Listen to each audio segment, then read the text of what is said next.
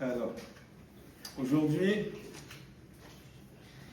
on va bien évidemment lire la parole de Dieu. Amen. Amen. Et les textes que nous allons parcourir aujourd'hui mettent en avant deux personnages. Quand on dit deux personnages, ça fait deux attitudes. Et au travers de leurs histoires, au travers de ce qu'ils ont fait, de comment ils ont réagi, je veux croire que le Seigneur nous parlera. Je veux croire que le Seigneur encore aura quelque chose à dire à chacun de nous. Que ce soit un mot, une phrase, plusieurs choses. Je veux croire, bien sûr, parce que c'est la parole de Dieu, que le Seigneur a prévu quelque chose pour tout le monde. Amen. Amen.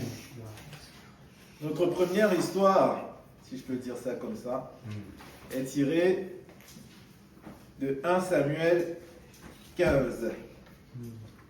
Quelquefois je lirai, quelquefois je solliciterai les plus rapides, si je peux dire ça comme ça, à m'accompagner dans la lecture. Pour ce premier texte tiré de 1 du premier livre de Samuel au chapitre 15, à partir du verset 24, s'il vous plaît, j'aimerais que quelqu'un m'accompagne. David, tu n'as pas ta Bible? 1 Samuel 15,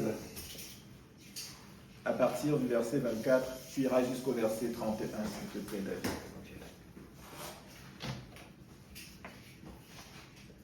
Et Saül dit à Samuel, où ça commence?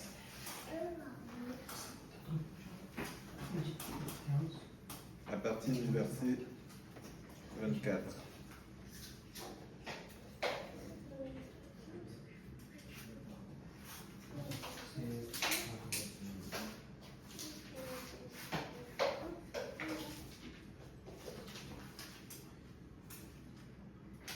Ça dépend des versions. Si tu as 8 secondes, je vais commencer.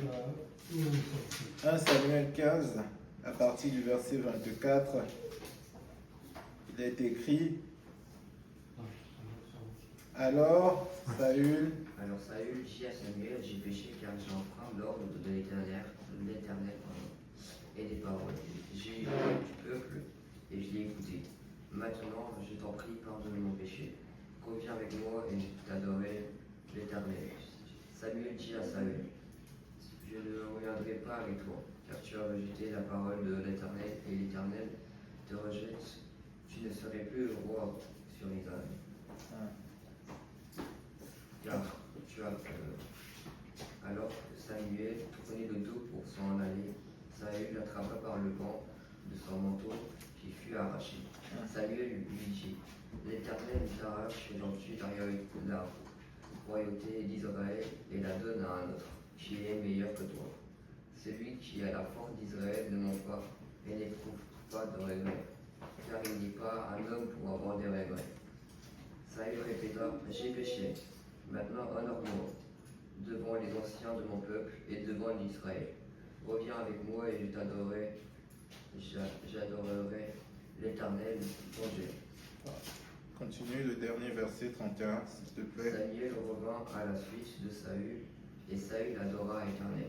Voilà. Merci. Amen. Gloire à toi. Je vais relire rapidement dans la version 8 secondes. Alors Saül dit à Samuel, j'ai péché car j'ai transgressé l'ordre de l'Éternel. Je n'ai pas obéi à tes paroles, je craignais le peuple et j'ai écouté sa voix. Maintenant, je te prie, pardonne mon péché, reviens avec moi et je me prosternerai devant l'Éternel. Samuel dit à Saül, je ne retournerai point avec toi car tu as rejeté la parole de l'Éternel et l'Éternel te rejette, afin que tu ne sois plus roi sur Israël.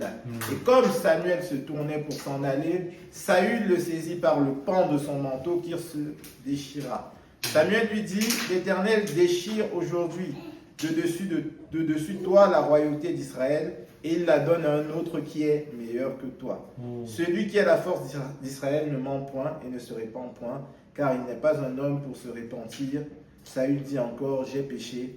Maintenant, je te prie, honore-moi en présence des anciens de mon peuple et en présence d'Israël. Reviens avec moi et je me prosternerai devant l'Éternel ton Dieu.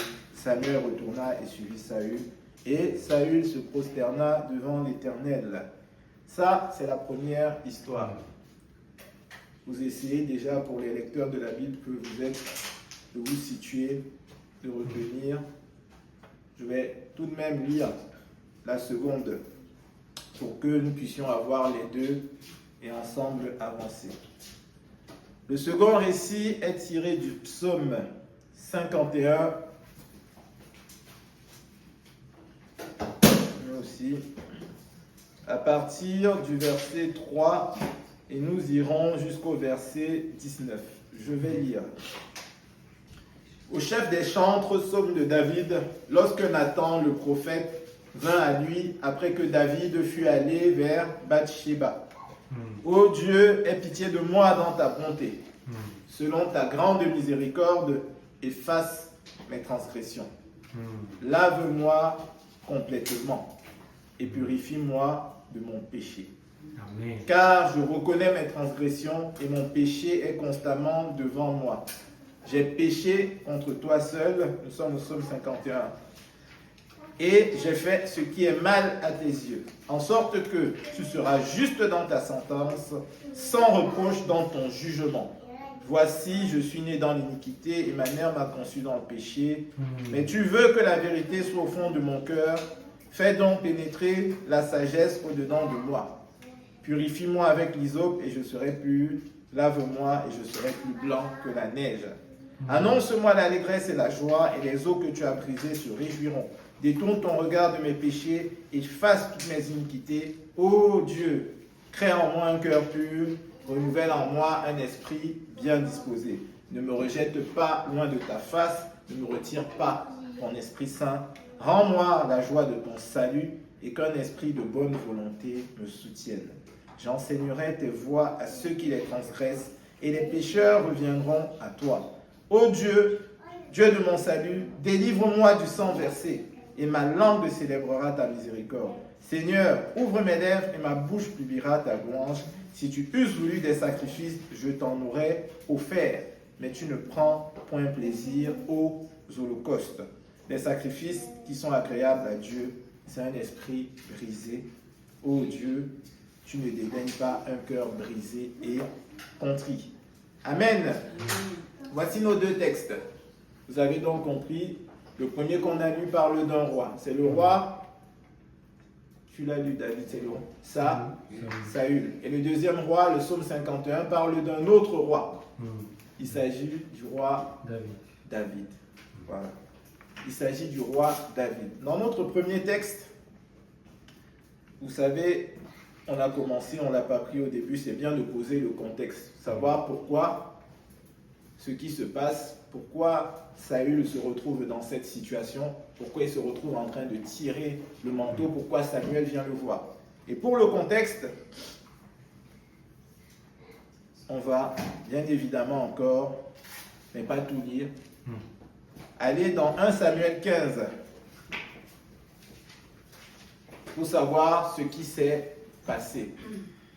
Alors, ainsi parle l'Éternel des armées, je me souviens de ce que Amalek fit à Israël lorsqu'il ferma le chemin à sa sortie d'Égypte. Va maintenant, frappe Amalek et dévoue par interdit tout ce qui lui appartient. Tu ne l'épargneras point et tu feras mourir hommes, femmes, enfants et nourrissons, bœufs, brebis, chameaux, ânes. Il prit vivant Agag, roi d'Amalek, et dévoua par interdit tout le peuple en le passant au fil de l'épée. Mais Saül et le peuple épargnèrent Agag, et les meilleures brebis, les meilleurs bœufs, les meilleures bêtes de la seconde portée, les agneaux gras, et tout ce qu'il y avait de bon, ils ne voulurent pas le dévouer par interdit. Ils dévouèrent seulement tout ce qui était méprisable et chétif. L'Éternel adressa sa parole à Samuel et lui dit, « Je me répands d'avoir établi Saül pour roi, car il se détourne de moi et il n'observe point mes paroles. » Il se détourne de moi et il n'observe point mes paroles. Et vous savez ce qui se passe? Samuel est irrité, il ne comprend pas, Seigneur. C'est lui qu'on avait choisi comme roi, mais qu'est-ce qui se passe? Donc Dieu demande à Samuel d'aller dire à Saül, c'est fini. C'est fini. Tout comme, vous voyez, Dans le premier texte, il a déchiré le manteau. Le Seigneur lui retire sa royauté pour la donner à quelqu'un d'autre qui est meilleur. Quelqu'un d'autre qui est meilleur que lui. On s'arrête là, on pose le contexte de la deuxième histoire. On était dans le psaume 51. Qu'est-ce qui s'est passé dans le psaume 51? On voit le roi David qui pleure devant le Seigneur. Il demande pardon. Encore et encore. Ça dure 20 versets, ça dure tout le psaume. Il demande pardon, il se répand. Mais pourquoi David est aussi triste? Pourquoi David veut autant que le Seigneur lui pardonne? Pourquoi aujourd'hui il a besoin du Seigneur pour, si je peux dire, avancer? On va repartir là, dans le 2 Samuel 12. On ne va pas tout lire, mais c'est dans 2 Samuel 12. On peut aller du verset 1 au verset 15. L'Éternel envoya Nathan vers David. Nathan aussi, c'est un prophète. Et Nathan vint à lui et lui dit, il avait dans une ville 2 hommes, l'un riche et l'autre pauvre. Le riche avait des brebis et des bœufs en très grand nombre. Le pauvre n'avait rien du tout, il n'avait rien du tout qu'une petite brebis qu'il avait achetée. Il la nourrissait, elle grandissait chez lui avec ses enfants, elle mangeait de son pain, buvait dans sa coupe, dormait sur son sein, et la regardait comme sa fille. La colère de David s'enflamma violemment contre cet homme. Je suis allé un peu plus. Et il dit à Nathan, l'Éternel est vivant. Ce qui se passe, pour la petite histoire, le pauvre avait une brebis, et il y avait un homme riche qui avait plusieurs brebis. Mais il y a un invité qui est venu, qu'est-ce qui se passe? L'homme riche, au lieu de prendre plusieurs brebis, qu'est-ce qu'il a fait? Il est allé chez son voisin, le pauvre, il a pris sa seule brebis, sa petite brebis, pour sacrifier et servir l'invité. Et là, la colère de David s'enflamme, et il dit à Nathan, l'Éternel est vivant. L'homme qui a fait cela mérite la mort, et il rendra 4 brebis pour avoir commis cette action. Ah ben, et pour avoir été sans pitié. Et là, Nathan lui dit, en fait, cet homme, c'est toi. Pourquoi donc as-tu méprisé la parole de l'Éternel en faisant ce qui est mal à ses yeux? Tu as frappé de l'épée Uri le Héthien et tu as pris sa femme pour en faire ta femme. Et lui, tu l'as tué par les fils d'Amon.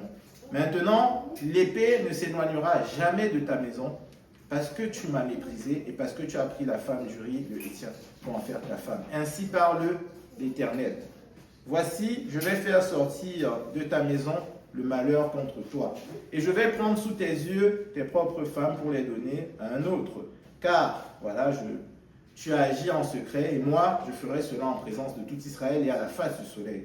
David dit à Nathan, j'ai péché contre l'Éternel. Et Nathan dit aussitôt à David, l'Éternel pardonne ton péché. Tu ne mourras point. Mais parce que tu as fait blasphémer les ennemis de l'Éternel en commettant cette action, le fils qui t'est né mourra. Nathan s'en alla dans sa maison. L'Éternel frappa l'enfant que la femme d'Uri avait enfanté à David et il fut dangereusement malade. 2 histoires, 2 contextes. 2 histoires, 2 attitudes. Vous savez, les 2 premières histoires, et bien sûr, les histoires, les contextes mettent en avant 2 points principaux. Ça sera les 2 premiers points de notre partage aujourd'hui. Le premier, c'est quoi? Pourquoi il demande pardon? Si je vous pose la question. Pourquoi dans le psaume 51, David demande pardon? Pourquoi quand Samuel vient le voir, Saül est là, pardonne-moi. Pourquoi? Qu'est-ce qui s'est passé? Voilà. Merci Mariana, merci Fernando. On demande pardon à cause du péché. Le premier point que nous allons voir, c'est le péché. On ne va pas s'étendre. Le péché, tout simplement, au-delà des différents types de péchés, parce que David, on va peut-être en parler. David a fait quelque chose. Allez, allons-y, parlons-en. Qu'est-ce que David a fait? Péché avec la femme d'autrui. Oui. C'était une femme qui n'était pas sa femme. Oui. Il a commis un grand tort. Et comme si ça ne suffisait pas, David a fait quoi? Il a fait en sorte, pour cacher sa faute, il a envoyé Uri se battre et l'a placé au premier rang. Il l'a commandité, il l'a préparé, il a prémédité son meurtre parce qu'il savait que en le plaçant là et en disant aux soldats de se retirer, voilà les détails du péché de David. Waouh! C'est quand même, soyons honnêtes, c'est quand même fort ce qu'il a fait. Vous savez ce que Saül a fait? Quand Saül demande pardon, qu'est-ce qu'il vient de faire? Qu'est-ce qu'il vient de faire? Le Seigneur lui a donné une instruction claire. Tu vas, tu dévoues tout par interdit, tout, tu ne laisses rien. Et qu'est-ce que Saül fait? Il arrive, il ne fait pas ce que le Seigneur lui a demandé de faire. Il capture le roi, Agag, alors que non, il ne devait pas le faire. Au lieu de tout faire passer par le fil de l'épée, il se garde les meilleures bêtes pour lui. Les plus gros bœufs, les plus gros moutons, il prend tout, il garde. Pourtant, le Seigneur lui avait dit, et c'est après cela que le Seigneur dit à Samuel, va le voir et va lui dire que j'ai choisi un autre. Il a péché, il a désobéi. Avant ça, on va voir dans 1 Samuel 13, je crois, Saül a encore fait quelque chose. Il y a la guerre. Samuel dit, attendez, je crois, 7 jours. 8 jours, 7. Je viendrai. Qu'est-ce que Saül fait? Il est là, il attend 1 jour, 2 jours. Les soldats, vu que le prophète n'est pas là pour bénir la bataille, les soldats commencent à prendre peur et à s'éparpiller. Et là, quand Saül voit le peuple d'Israël qui est en train de s'éparpiller, Saül panique. Il voit. Il avait reçu un ordre de Samuel qui lui a dit « Attends ». Et qu'est-ce qu'il fait? Au lieu d'attendre et de respecter ce que le Seigneur a dit, Saül dit « Bon, allez, vu que avant, pour que Israël se mette en guerre, il fallait que la guerre soit bénie. Il fallait qu'on ait la parole du Seigneur, il fallait qu'on ait l'aval du Seigneur, son go pour aller. » Saül dit « Allez, moi je vais faire le sacrifice. Moi. » Et pendant qu'il fait le sacrifice, Samuel arrive. Il dit, mais c'est pas à toi de le faire, c'est à moi. Mais pourquoi tu n'as pas attendu? Là, le Seigneur fait une réprimande déjà à Saül. C'est même pas tant parce que Saül a fait le sacrifice, c'est parce qu'il a désobéi. Désobéi. Après, il continue. Le Seigneur lui donne quand même la victoire sur les ennemis. Il fait des serments sans réfléchir. Il a mis la vie de son fils en danger. Après, on arrive à cette situation où, encore une fois, il ne fait pas ce que le Seigneur attend de lui. Et là, le Seigneur dit, stop. Le péché, avec tout ce qu'on a vu, vous fait quand même participer. C'est quoi le péché? Qu'est-ce qu'on peut dire sur le péché? Il ramène la mort. Le péché, quoi d'autre? C'est quoi le péché? Qu'est-ce que les deux ont fait? Ils ont péché, oui. Mais pourquoi on dit qu'ils ont péché? Pourquoi le Seigneur se met en colère contre eux? C'est parce qu'ils ont désobéi. Donc le péché, littéralement, dans l'Ancien Testament, il faut savoir que même si le péché a des conséquences sur les personnes autour de nous, péché, c'est d'abord quoi? C'est diriger contre Dieu. C'est désobéir, c'est ne pas faire la volonté du Seigneur, c'est s'écarter du chemin. Ça peut être de la rébellion. Péché, c'est tout simplement désobéir à ce que le Seigneur a dit. C'est ne pas faire ce que le chemin attend de nous. Et mon frère, je vais rebondir sur cela, parce que le péché, tout le monde sait ici ce que c'est que le péché, et c'est bien. Maintenant, mon frère a dit quelque chose, le péché. Deuxième point. Mon frère a dit, le péché amène la mort. En d'autres termes, le péché a des conséquences. Deuxième point, les conséquences. Vous savez, à cause de sa sainteté, à cause de qui il est, et parce que le péché est d'abord et avant tout dirigé contre lui, Dieu ne peut pas rester indifférent face au péché. Il a horreur du péché sous toutes ses formes. Dieu est saint. Amen. Amen. Dieu est saint. Et sainteté ne va pas avec péché. Le péché a des conséquences immédiates, lointaines, ce que vous voulez, mais parce que Dieu est saint, Dieu ne peut pas rester indifférent face au péché. Voilà, on va repartir dans 1 Samuel. Vous allez voir tout de suite qu'est-ce que Samuel dit quand il arrive devant Saül.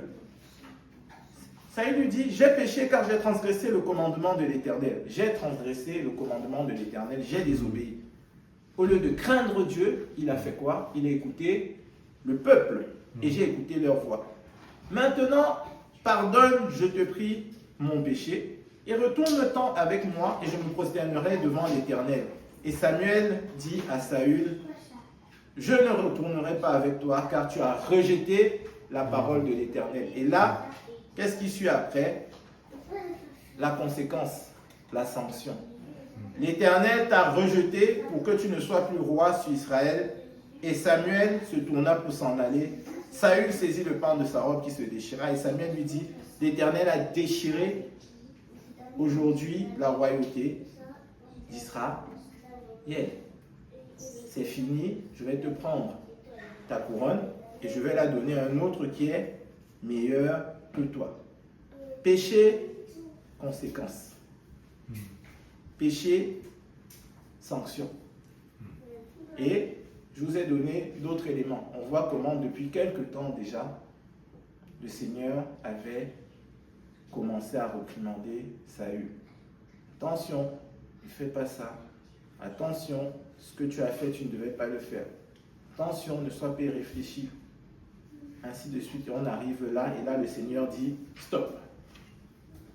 Ça, c'est ce que Saül a eu. David, qu'est-ce qui s'est passé pour David?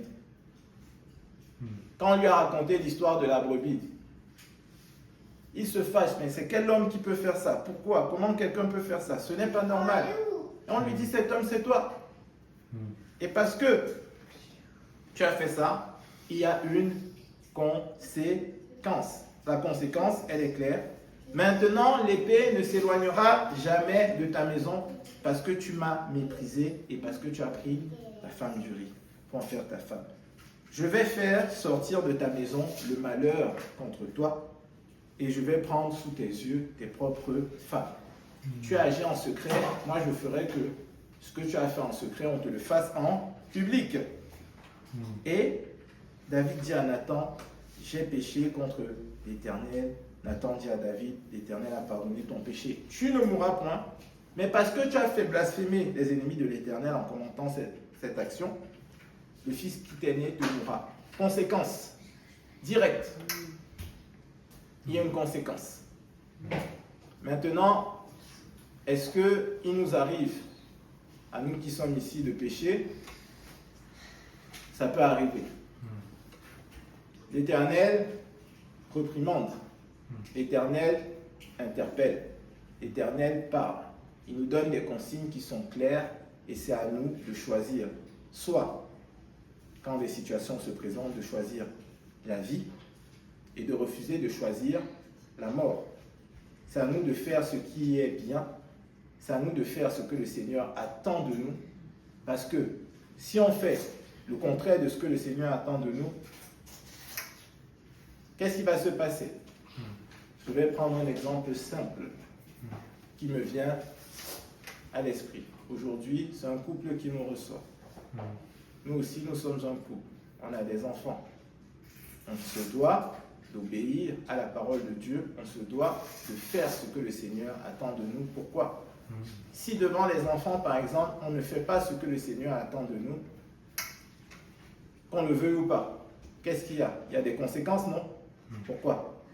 Parce que les enfants nous ont vus.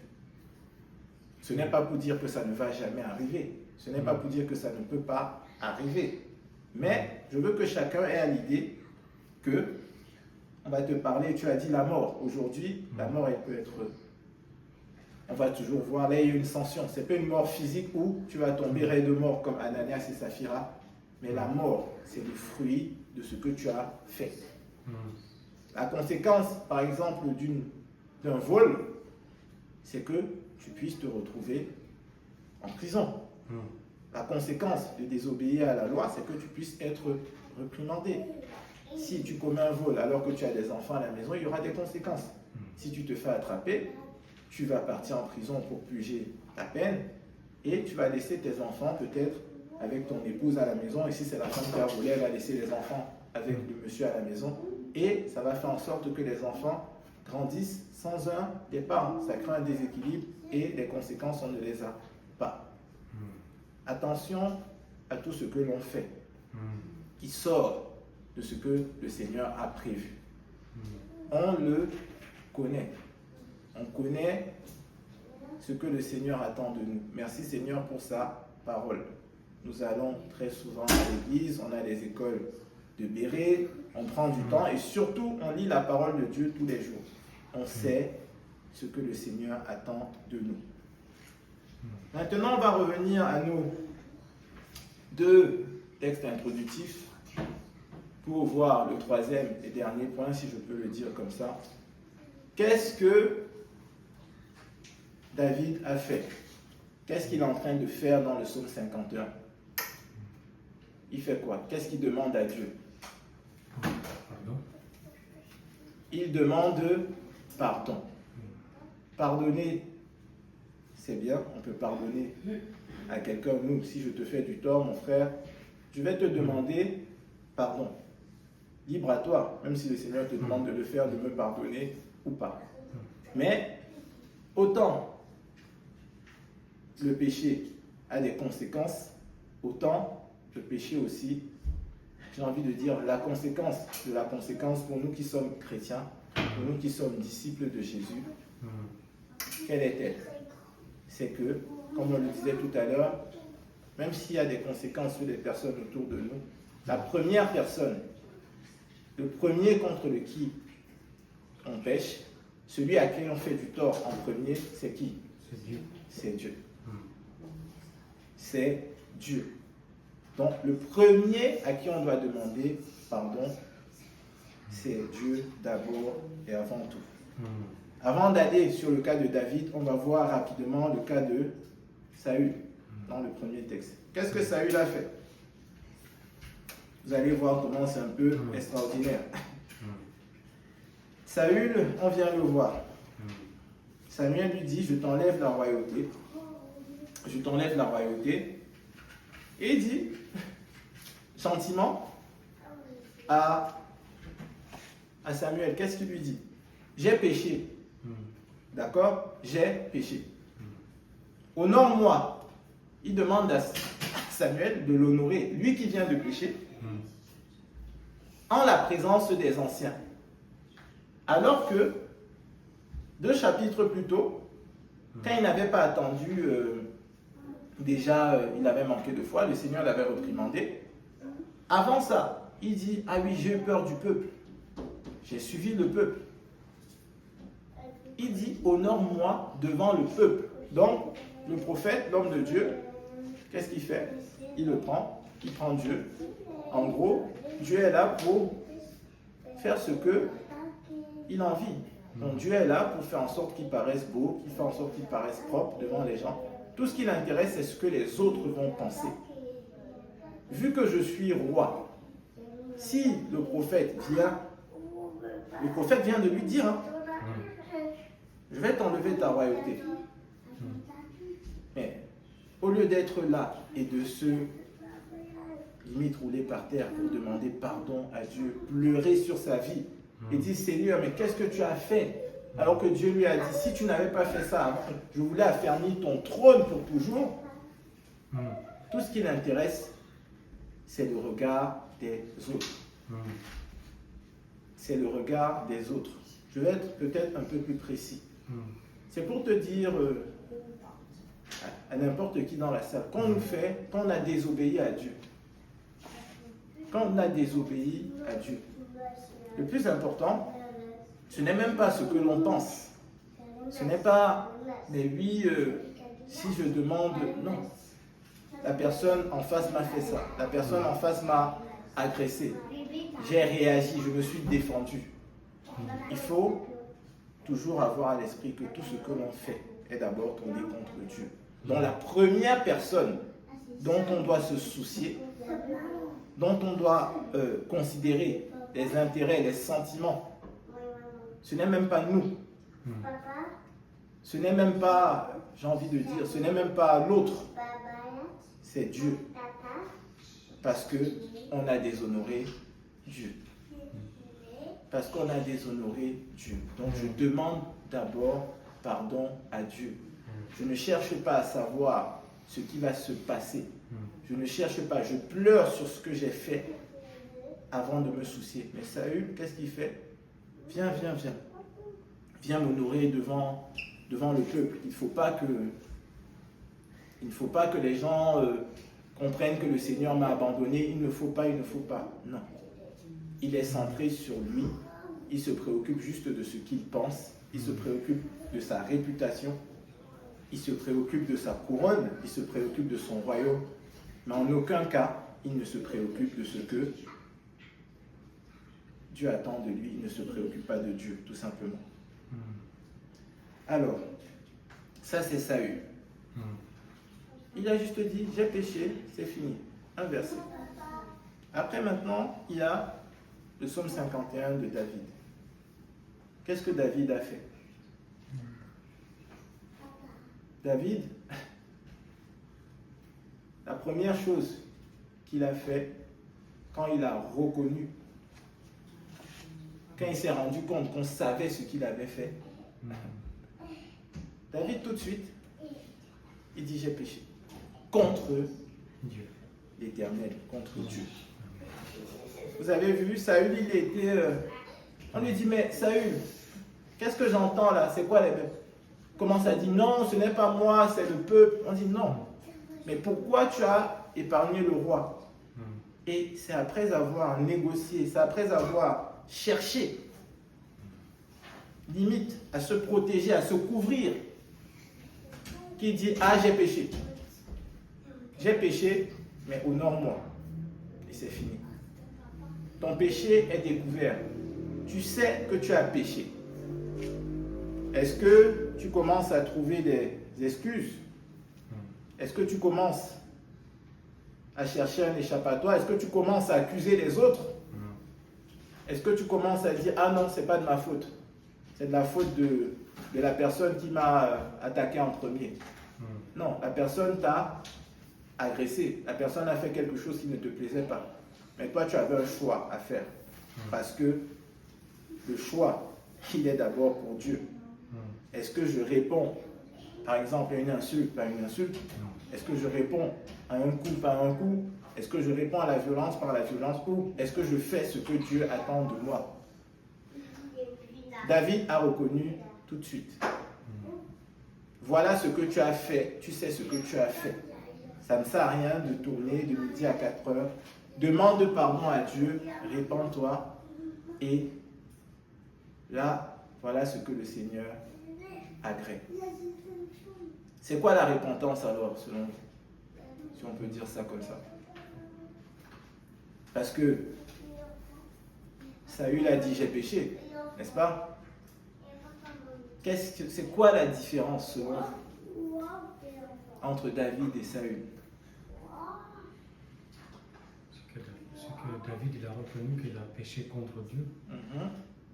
Il voulait pas que... Il a regretté. Tu veux dire quelque chose, David? Je vais t'aider. Tu peux nous lire, David, dans 2 Corinthiens 7, s'il te plaît, du verset 8 à 10.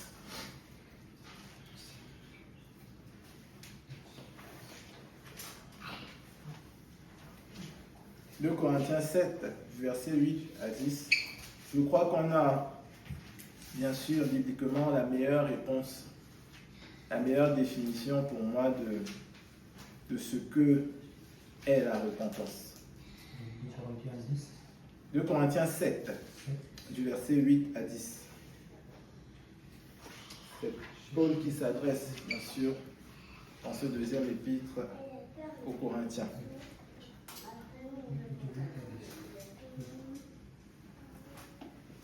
Même si je vous ai attristé par ma lettre, je ne le regrette pas. Et si je le regrettais, car je vois que cette lettre vous a momentanément attristé. Oui. Je me réjouis maintenant, non pas de ce que vous avez été attristé, mais de ce que votre tristesse vous a amené à changer d'avis. Car vous avez été attristé selon Dieu si bien que vous n'avez subi tristement selon Dieu. Car vous avez attristé. C'est ça. Car vous avez attristé selon Dieu. Que vous n'avez subi aucun dommage de notre part. En effet, la tristesse selon Dieu produit une repentance, mais tandis que la tristesse du monde produit de la mort. Amen. Amen. Merci. La tristesse selon Dieu produit une repentance. Avant ça, tu as parlé de changement d'attitude. Et la tristesse selon le monde produit la mort. On revient encore à ce qu'on a dit en introduction, la conséquence du péché peut conduire à la mort. Et c'est vraiment ce qu'on peut, si j'aurais voulu donner un titre à ce message, j'aurais pu dire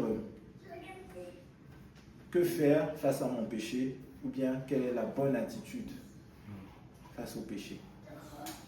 Quelle est la bonne attitude face au péché? On a vu que, qu'est-ce qui s'est passé? Certains vont nous dire que ce que David a fait était très très grave, n'est-ce pas? Ce que Saül a fait était peut-être minime. Ça n'avait pas l'air si grave que ça. On n'a jamais entendu que Saül, en tout cas ce n'est pas mentionné dans la Bible, était dans une histoire d'adultère. On n'a jamais entendu, même si à plusieurs reprises après, mais là il était déjà dans un état différent, il a cherché à faire mourir David. On n'a jamais entendu que Saül avait fait mourir quelqu'un pour récupérer sa femme. Pourtant David l'a fait. Humainement parlant, on peut se dire, on peut commencer à juger la gravité du péché. Mais le Seigneur a agréé David et malgré tout ça, on connaît David comme l'homme selon le cœur de Dieu. Et Saül, malheureusement, il a perdu la royauté et sa fin de vie fut même peut-être un peu tragique. Alors, qu'est-ce qu'on doit comprendre ici? Dans 2 Corinthiens 7, nous avons eu cette définition qui nous enseigne sur la repentance. La vraie repentance. Sur ce que le Seigneur attend de nous lorsque nous péchons. Bien évidemment, j'espère que on n'arrivera jamais à faire ce que David a fait. J'espère qu'on ne se retrouvera pas dans cette situation. Parce que les conséquences que David a eu à endurer, moi je ne suis pas prêt aujourd'hui, par exemple, il a vécu poursuivi. Il n'a jamais cessé de faire la guerre. Son propre fils a cherché à le tuer, même si le Seigneur lui a pardonné, même si le Seigneur a fait en sorte qu'il ne meure pas, mais il y a eu des conséquences. Et il a tout de même reconnu. Seigneur, j'ai péché contre toi. Certains vont se dire, mais Saül n'a rien fait, mais pourquoi? Il n'a rien fait de particulier. Mais pourquoi lui? Lui, le Seigneur n'a pas agréé, n'a pas reçu ses excuses. La réponse nous est donnée dans le livre d'Actes, si je peux dire ça comme ça, au verset, je le trouvais, dans le livre des Actes, le Seigneur nous rappelle en fait qu'il a agréé David, le fils d'Isaïe, pour qu'il règne, bien sûr, sur Israël. Par contre, Saül, il l'a enlevé. Mais ce qu'on va dire, ce qu'on voit en fait, au-delà du fait que le Seigneur l'appelle l'homme selon son cœur, c'est on peut avoir une analyse simple de la situation. Pendant que Saül dit, tout simplement, pendant qu'il dit, tout simplement, Saül, Seigneur, ok, tu m'as retiré la royauté, j'ai péché. Mais il dit, en quelque sorte, j'ai péché. C'est pas grave, Seigneur, si je peux dire ça comme ça. Ne me retire pas ma couronne. Ne me retire pas mon château. Ne me retire pas ma réputation. Ne me retire pas mes honneurs. Alors que David, qu'est-ce que lui il fait? Il reconnaît, il est prêt à tout perdre, tout simplement.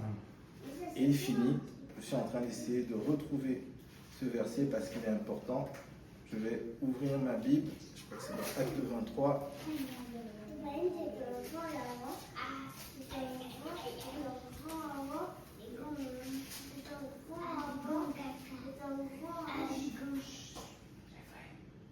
Non, Acte 3, je vais dire ça, s'il vous plaît.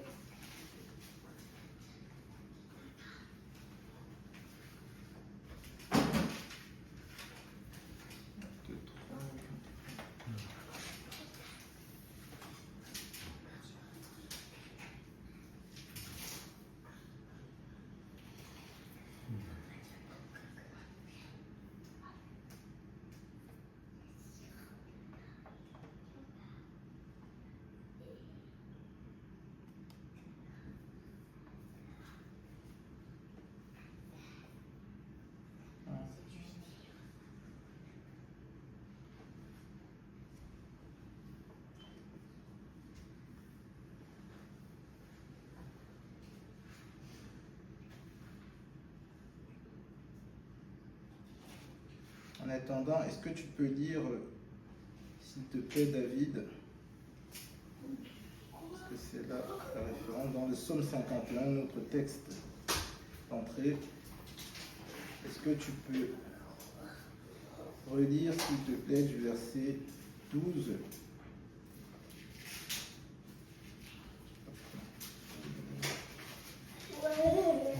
Psaume 51.